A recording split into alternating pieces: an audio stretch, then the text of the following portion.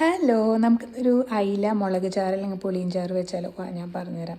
Fresh അയില കിട്ടിയിട്ടുണ്ട്. ചട്ടി വയ്ക്കുക. അതെൻ്റെ പുതിയ ചട്ടിയാണ്. ആ ചട്ടി ചൂടാവുമ്പോൾ മീഡിയം ഫ്ലെയിം വേണം. വെളിച്ചെണ്ണ ഒഴിച്ച് അതിലേക്ക് ചെറുള്ളി ചതച്ചതും വേപ്പലയും കൂടിയിട്ട് ഇടുക. അതൊന്ന് വാടി വരുമ്പോൾ വാടാനായിട്ട് കല്ലുപ്പിടാം. ഞാൻ കല്ലുപ്പാണ് ഇട്ടേക്കുന്നത്. വാടി വരുമ്പോൾ പച്ചമുളക് അരിഞ്ഞിടുക, തക്കാളി നല്ല പഴുത്തത് അരിഞ്ഞിടുക.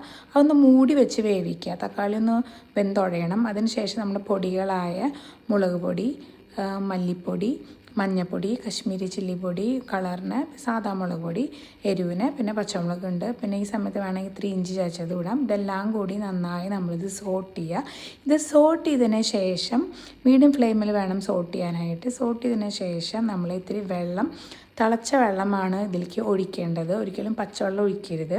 ഈ സമയം കൊണ്ട് നമ്മുടെ എന്ത് ചെയ്യണം, അതാണ് മെയിൻ ഐറ്റമായ പുളി, സാമ്പാർ പുളി, കോൽപ്പുളി എന്നൊക്കെ പറയില്ലേ, അത് നമ്മൾ വെള്ളത്തിൽ കലക്കി വെക്കണം. ഇതിൻ്റെ ചൂടുവെള്ളം ഒഴിച്ചിട്ട് നമ്മുടെ ആ ഗ്രേവി നന്നായി തിളയ്ക്കാനായിട്ട് വെച്ചിട്ടുണ്ട്. ഈ സമയത്ത് നമുക്ക് കല്ലുപ്പ് ഇതിലേക്ക് ഇടാം. ഉപ്പിൻ്റെ ആവശ്യം നോക്കിയിട്ട് കല്ലുപ്പായ കാരണം ശ്രദ്ധിക്കണം. കൂടിക്കഴിഞ്ഞാൽ എല്ലാം പണിപാടും. ഈ കിച്ചണിലുള്ള കളികളെല്ലാം ഒരു ക്രിയേറ്റിവിറ്റിയാണ്, ഇതൊരു കലയാണ്. അതുകൊണ്ട് നമ്മൾ സൂക്ഷിച്ചില്ലെങ്കിൽ കൈവിട്ട് പോകും.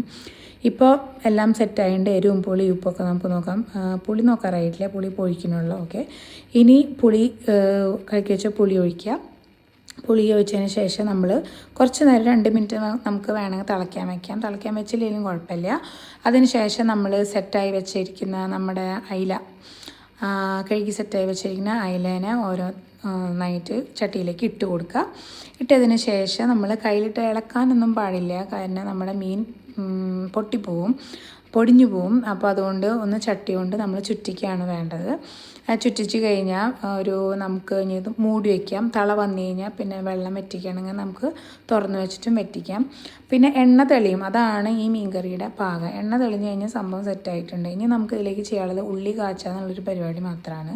ചെറുള്ളിയും വേപ്പലയും ഈ സമയത്ത് ഇട്ട് ഒന്ന് കാച്ചിയെടുക്കുക. അതിനിടയിൽ നമ്മൾ ടേസ്റ്റ് നോക്കുന്ന പരിപാടിയൊക്കെ നടന്നു പോകുന്നുണ്ട്.